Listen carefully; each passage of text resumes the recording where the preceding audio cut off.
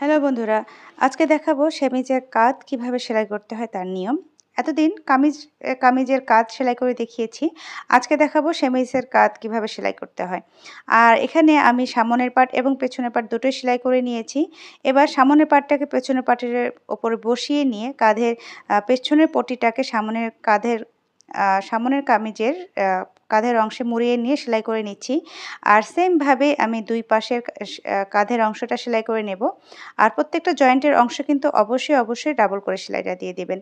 আর এখানে সেমভাবে আমরা এর আগে যেভাবে কাঁধ লাগিয়ে দেখিয়েছি সেমভাবেই হবে। সেমভাবে এইখানেও কিন্তু কাঁধের অংশটা লাগাতে হবে। এই যে দেখুন আমি কিন্তু কাঁধের অংশটা জয়েন করে ফেলেছি। এবার পেছনের গলাটাকে আমি জয়েন করে নেব। অর্থাৎ পট্টিটা যেটা রয়েছে সেটাকে আমি সেলাই করে সেট করে নেব। আপনারা চাইলে এখানে হেমের কাজটা করতে পারেন। তবে যেহেতু এটা সেমিজ আর এটা বাহিরে থাকবে না, কাপড়ের কামিজের ইনার হিসেবে ব্যবহার হবে, তাই